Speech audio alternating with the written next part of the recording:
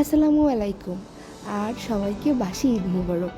অনেকদিন পরে আপনাদের মাঝে একটা রেসিপি নিয়ে হাজির হই। তাহলে চলুন রেসিপিতে চলে। প্রথমে একটা হাঁড়িতে 5 কেজি দুধ নিয়ে নিয়েছি। তারপর সেটাকে খুব ভালো মতো জ্বালিয়ে নিয়েছি। তারপর সেটাতে এলাচ, দারচিনি, তেজপাতা, সামান্য লবণ দিয়ে ভালো করে দুধটা আরেকটু জাল করে নিয়েছি। ততক্ষণ পর্যন্ত জ্বালাতে হবে ততক্ষণ পর্যন্ত দুধের মিশ্রণটা ঘন হয়ে না আসে।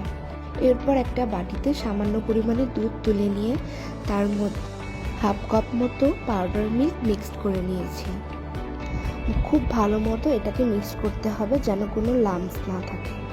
তারপরে এই দুধের মিশ্রণটি অল্প অল্প করে গরম দুধের মধ্যে ঢেলে দিতে হবে।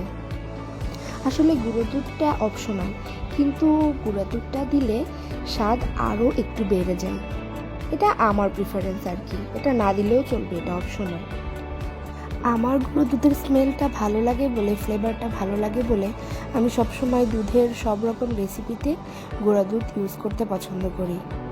তারপরে সব রকম মিশ্রণটা ভালো মতো আরও কিছুক্ষণ জাল করে নিতে হবে। এরপর স্বাদ মতো চিনি অ্যাড করে নিতে হবে। যে যেমন মিষ্টি খেতে পছন্দ করে তার মতো করে চিনি দিলেই হবে। এরপর আমি কিশমিশ অ্যাড করে নিচ্ছি। ড্রাই ফ্রুটসও অ্যাড করা যেতে পারে, কিন্তু বাসার কেউ ড্রাই ফ্রুটস পছন্দ করে না। অফ ক্যামেরায় আমি আগে থেকেই সেমাইগুলো ঘিতে লাল করে ভেজে নিয়েছিলাম। মনে হয় সেমাইগুলো লাল করে ভেজে নিলে খেতে আরও একটু বেশি ভালো লাগে। সেমাই দেওয়ার আগে যে দুধের মিশ্রণটি ছিল তা আমি লাচ্চা সেমাইয়ের জন্য তুলে রেখেছিলাম, তার মধ্যেই লাচ্চা সেমাইটা দিয়ে দিলাম। তারপরে রেডি হয়ে গেল লাচ্চা। আসলে আমাদের বাসার সবাই সেমাইটা একটু লিকুইডই পছন্দ করে, আমি একটু লিকুইড করে রান্না করেছি।